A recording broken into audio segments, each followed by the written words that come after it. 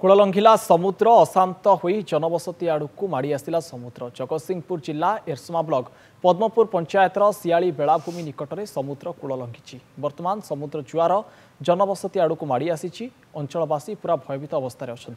प्रति पूर्णिमा और अमावास्या समय समुद्र जुआर एटी अधिक उठी थाए। जेहेतु आज चिता लगी अमावास्या समुद्र से अशांत रही। आज समुद्र जुआर सियाली झाऊ जंगल आड़क माड़ी आसी। पद्मपुर पंचायत सहित पाखरे थिबा जनबसती पद्मपुर ओलोरा रामतरा सहड़ाबेदी सियाली और कलाबेदी लोके भयभीत अवस्था अच्छा। तेणु प्रशासनिक अधिकारी कहार देखा मिली ना। समुद्रटी कूल लंघी जनबसती आड़क माड़ी आसुथिबार चित्र सामना को आछि।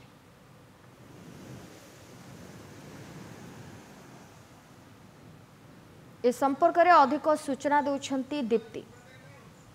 आम अच्छु जगतसिंहपुर जिलार एरसमा ब्लॉक पद्मपुर पंचायत जो काली अशांत उठी आम हूँ समुद्र। आम अच्छु से सियाली बेलाभूमि पाखे जो आम काली एक्सप्रेस देखो नंदीगंज टीवी में आप सीधा सह चित्र देखुवे बर्तमान पानी देखुते के फुलुची के उठुची। बर्तमान ये एरसमा पद्मपुर अंचलवासी मैंने भयभीत होगी से आगुरी जो समुद्र 500 मीटर दूर था एवं आसिक गाँ पाख 50 मीटर दूर अच्छी। ये आगुरी ये गोटे भ्यू टावर भी होता भांगीगला समुद्र मारे कथा भी चेता पशिला ना। ये सरकार कहते निर्वाचन समय जहाँ आम गाँव प्रतिक्रिया नौलु निर्वाचन समय कहते ये प्रथम आग लुणा बंद कर गाँ को सुरक्षित रखा कि बर्तमान आम देखा बेलू चिंतार लोक दौड़ा दौड़ी कर नंदी देखिपे लोक केमी छुआ पिला धरी गाँव में पहुंच गोरु गाई पहुंच आम कि प्रतिक्रिया ना चेषा करवा देखुते कि पानी मारी जाऊँगी पानी मैंने गाँ आड़ को पानी मुहाऊँगी आम कि प्रतिक्रिया ना चेषा करवा कौन एक्चुअली कहीं तुम दौड़ कौन लोक बहुत किसी परिवार लोक अच्छा समुद्र बहुत 50 मीटर दूर था एवं 500 मीटर दूर था एवं 50 मीटर दूर आम काली राति आसलु काली रात जो गर्जन कला आम भाविलु समुद्र मारी आसला बोली आम छुआ पिला नहीं कुआड़े जीवु देखो कौ टाइप परिस्थिति सियाल जंगल में पानी पशुची केमी पानी गर्जन कर गाँ भर पानी मुहारा तथापि काली ठार बाजिला गणमाध्यम आम आज पर्यंत ना ब्लॉक प्रशासन एरसमा ना जिला प्रशासन ना राज्य सरकार कौन प्रतिनिधि दल एरसमा पाखे पहुंची पारी ना कि आश्वासन दौनी लोक को तुम कौटी पड़ा उच्च स्थान पड़ा कि कौट पिला छे रुह कि एपर्तन जणुना समस्त भयभीत अवस्था अच्छा। आगे प्रतिक्रिया चेषा करवा केते लोक पाखापाखि गाँ छाड़े 1000 लोक पाखापाखि गाँ छाड़ी सारे आउ बहुत किसी कुआड़े जाऊँ सब उच्च स्थान देखिकी जाऊँगी एत बहुत भयभीत काली राति तो जो टाइप गर्जन कला आम भाविलु समुद्र मारी आसले बोली तो आम से अधे लोक आम कहले आम पलाऊचु आम कहले कुआड़े ना गोटे उच्च स्थान देखिकी जगह को पलाऊचु तो आम सकाले बहुत लोक आसते दौड़ दौड़ी पलैले मुझे कहली कुआड़े दौच भाई ना समुद्र मारी आसला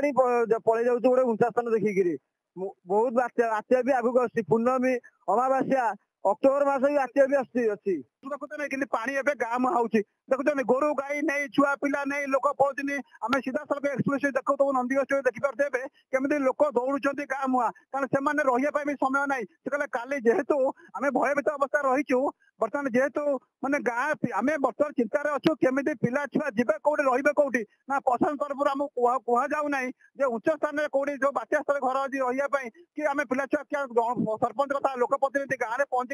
आश्वासन भी दौना पानी मारी 500 मीटर दूर था ए घर मुआ गाँ मुहारा पाखापाखि कौ गाँ आम प्रतिक्रिया चेषा कर कौ गाँ पूरा अफेक्टेड भावुं पद्मपुर सियाली कलाबेदी रामतेरा गोड़ा आंबिकी यही टाइप ग्राम सब पानी पशि सारा बहुत रु बहुत किसी लोक पलि सारे उच्चा स्थान को आम भी भयभीत हो सारे कुआड़े जीवु कौन करूँ प्रशासन ना आसुची ना सरकार आसुँच ना जिला परिषद आसुँच कहीं आसुना भोट बेले समस्ते कहते भाई मासक बाद नुआ बंध करदे बोली मासक आसी 13 मास बीतीगला भी कहीं आसुना आम पाखक आम भी कौन करूँ आम भी भयभीत होगी भावुँ ना समुद्र बुड़ी मरबू आम भावुँ कुआड़े पलैबू बोली शुणुले कि लोक मैंने समस्त भयभीत अवस्था अच्छा। ये चित्र देखुं पानी केमी सीधा सड़क गाँ मुहां पहुंची पूरा एक्सक्लूसिव चित्र आप नंदीगंज देखुते आम एवं समुद्र पाखे कूल अच्छु एवं सियाली पाखे अच्छे बेलामी पाखे अच्छु कि एपर्तन आम क्या देखा पाऊन जो जो पानी प्रथम उठूला लोक भयभीत पानी देखा आसते एवं देखला बेलू पानी पाख लोक आसी दौड़ गाँ गाँ परिवार को खबर दौरान शीघ्र बंधाबंधी कर पलैया आम ये कहना चाहूँ तुरंत सरकार प्रशासन ये जगह पहुंचू लोक पाखे आश्वासन दऊ एवं केमी उच्च स्थान जी कौटी जी तार प्रतिकार आवश्यक रही। जगतसिंहपुर सियालू दीप्ति महांती नंदीगंज टीवी।